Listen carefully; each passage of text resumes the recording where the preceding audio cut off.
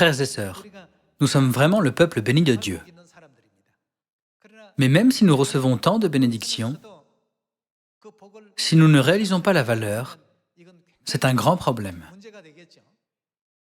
Nous pouvons voir les étonnantes bénédictions, la grâce et les miracles de Dieu dans tout ce qui se passe dans notre vie quotidienne.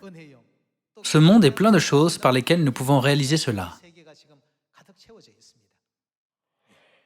En pensant aux étonnantes bénédictions de Dieu, ouvrons Michée chapitre 4, verset 1.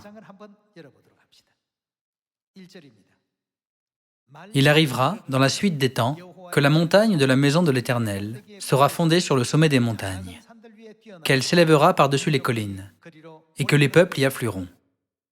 Des nations s'y rendront en foule et diront, « Venez, et montons à la montagne de l'Éternel, à la maison du Dieu de Jacob, afin qu'il, c'est-à-dire Dieu, nous enseigne ses voies, c'est-à-dire la vérité, et que nous fassions quoi?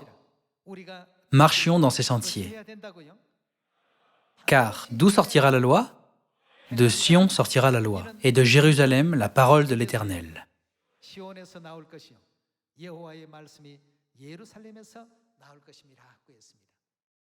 À Sion, Dieu lui-même nous enseigne la loi en venant sur cette terre dans les derniers jours. La loi est aussi appelée commandement, alliance ou ordonnance de Dieu. Si nous ne marchons pas dans les sentiers que Dieu nous a enseignés lorsqu'il vient dans les derniers jours, pouvons-nous recevoir le salut? Personne ne peut être sauvé sans le faire. Dieu est venu en cette époque pour rétablir ses commandements. La loi de la Nouvelle Alliance qui avait été changée est perdue. Par conséquent, nous devons les garder comme il nous l'a enseigné. Nous ne pouvons pas entrer au ciel sans suivre les enseignements de Dieu. Nous devons observer le jour du sabbat et la Pâque gracieusement, comme Dieu nous l'a enseigné.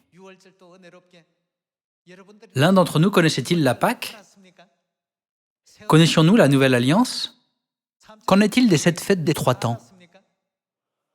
Aucun d'entre nous ne les connaissait.